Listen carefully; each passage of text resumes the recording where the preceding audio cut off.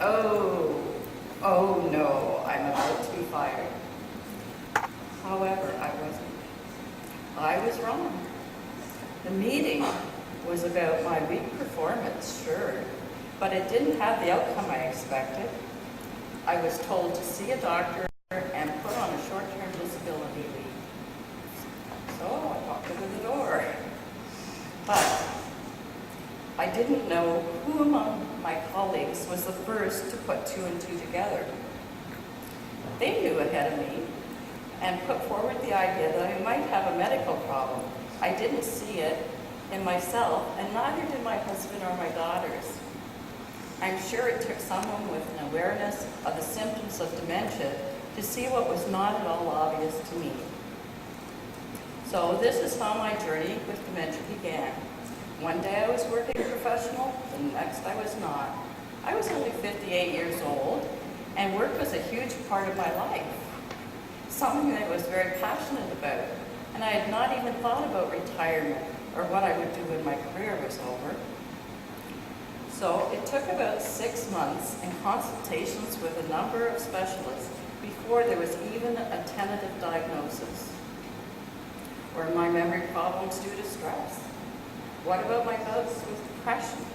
My husband told the doctors that I was a workaholic, sometimes still at work until 8 or 9 at night, many hours after everyone else had gone home. Was I bipolar, or could I have had all these things in a brain disease too? So there's who I was. There was no quick diagnosis. The results of a SPECT scan seemed to show some shrinkage in the front of my brain, confirming a tentative diagnosis of frontotemporal dementia. A year ago, a researcher at McMaster University in Hamilton, Ontario, Canada, put me through about 5 hours of memory and cognitive testing and concluded I had Alzheimer's disease. A second SPECT scan, about 2 years after the first one, appeared to show an improvement in my brain. So I'm not sure what I had, but it looks like all that luminosity and Mediterranean food really paid off. And I hope you know what luminosity is. It's a game, and I really worked at it, and there I was. The lack of a clear diagnosis is almost a mixed blessing. On the one hand, it suggests that my symptoms were not advanced enough to put me in this box or that one. And it's not like I'm in a race to get to the finish line either. On the other hand, it's difficult not knowing exactly what's wrong. For a long time, and sometimes even now, I find it hard to believe that I even have dementia. In the first 6 months after leaving work, I didn't want anyone to know what I was facing.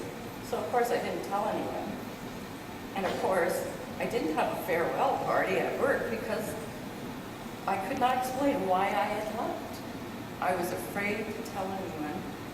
And I did not tell my friends. I did not tell my closest family members.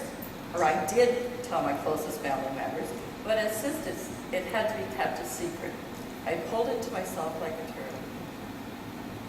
My family respected my wishes, but eventually you realize that you cannot go on pretending that nothing's wrong. And in an effort to cheer me up, my husband took me to see a comedian in a nearby city. He got us front row seats at the theater, which was nice. And in the theater lobby, we ran into a couple who had been working with Mark in the past. I found it difficult to make small talk. And because I'd been stripped of my identity, who was I? I didn't have any answers. But it was a big theater with about 800 seats and a sold-out crowd. And strangely enough, we found ourselves sitting right in the first row with the couple from the lobby. I suppose the comedian was funny. He did a good Sean Connery impression. But about halfway through the show, my mind wandered. And I began thinking about my problems. Without realizing it, I let out a long sigh.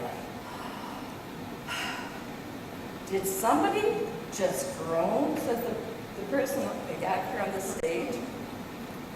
The comedian said to the entire theater as he looked in my direction with a wounded look on his face.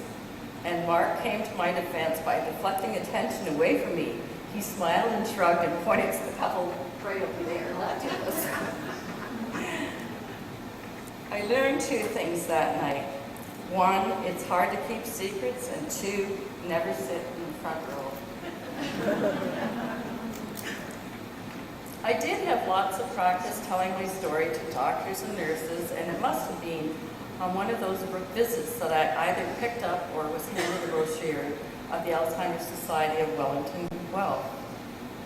The brochure described the services and of the society, which included one-to-one support and support groups for those in early stage of dementia, for partners in care, and for friends and family.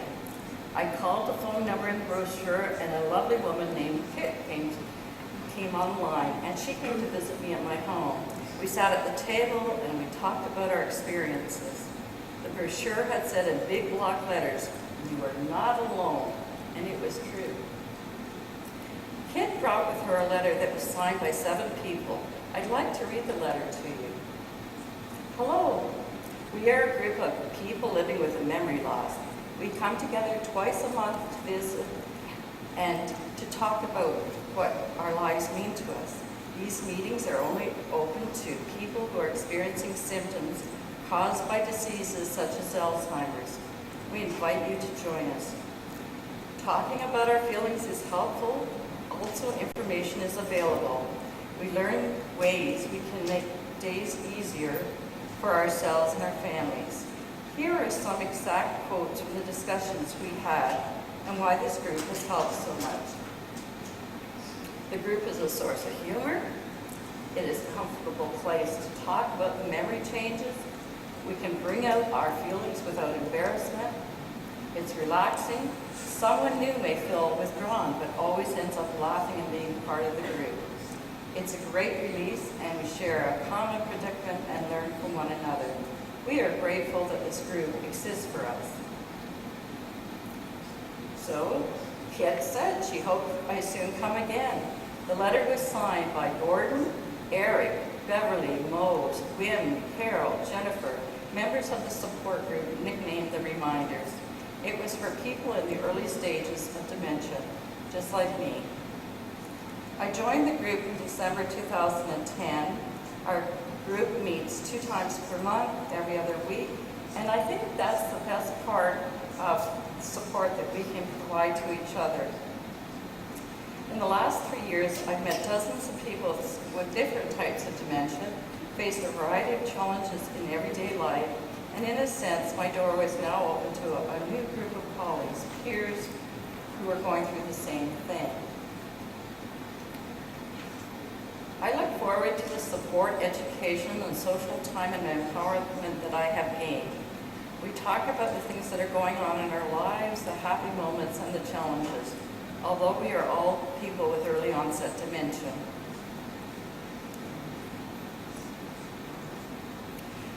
There is some continuity, but no group like that is static. New members are warmly welcome, and some of our regulars have switched to other programs. But we still see each other at the groups. Our facilitator has resigned, and now I'm very involved with the Reminders group. I just have my little page. My participation in Alzheimer's Society support group changed my attitude, and that got me into the community. My husband and I joined social groups and have made new friends. And as I gained confidence, I began to share my diagnosis with others. And many of my new friends are older, maybe by 10 or 20 years, but that doesn't matter. They're active, energetic, and like to have fun. I feel that I am accepted. A year and a half ago, my husband Mark and I were invited to participate in a research group developed a curriculum designed for people with early dementia. It's through the University of Waterloo in Ontario, Canada. We belong to what they call a hub, and one of these 3 hubs are across Canada, Vancouver, Thunder Bay, and what? Kitchener, of course, where I live, practically. Okay, the purpose is to give people with dementia and partners in care input into what topics and content are to be covered by the project. The Hub, which meets monthly, has been given another opportunity to connect with people, learn about dementia, and make a contribution that will hopefully help others. My attendance at this conference was made possible by the Murray Alzheimer's Research and Education Program at the University of Waterloo. Who invited me here? Well, thank you to Lisa, who is a support on our group. She got me involved, for one thing. And I have one more comment. Before I finish, let me return briefly to the subject of support groups. Really, that's the most important thing there is. Mindful of the fact that I will not have my driver's license forever, I still recognize that by butting up with someone else, you're able to get to the groups. And recently, we just started a new group in a town that's really about 2 miles from where I live. For now, I'm hoping to keep up with both support groups, the one downtown and the one uptown, and I'll hang in with reminders once a month. For anyone thinking about support groups for persons with early onset, take the plunge. Attend the closest one to you, get out there, make new friends, and it really makes a difference.